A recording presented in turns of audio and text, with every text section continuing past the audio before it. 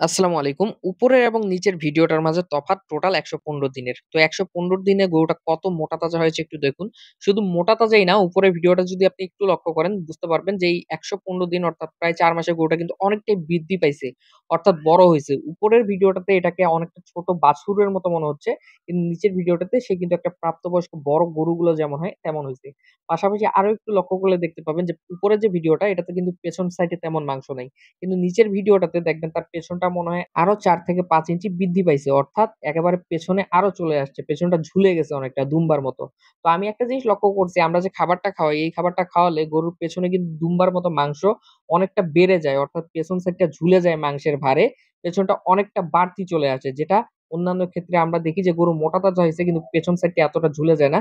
But আমাদের গরুগুলো আপনারা লক্ষ্য করলে দেখবেন আমাদের গরু কিন্তু পেছনে প্রচুর মাংস লাগে। তো আমি খাবার কিভাবে বানাই অনেকে আমাকে প্রশ্ন করবেন ভিডিওটা দেখে। ভিডিওর এই জায়গায় অর্থাৎ শেষে আমি খাবার তৈরির যে লিস্টটা এটা দিয়ে দিলাম। এভাবে করে আপনারা খাবারটা রেডি করতে পারবেন। অনেকে খাবারের সাথে মেডিসিন সাপ্লিমেন্ট গুলো খুঁজে পাবেন না। যদি খুঁজে না পান এইখানে যে নাম্বারটা দেওয়া আছে এই নাম্বারে WhatsApp এ যোগাযোগ করতে পারেন। সেক্ষেত্রে আপনারা ক্যাশ অন ডেলিভারিতে এই মালগুলো নিতে পারবেন।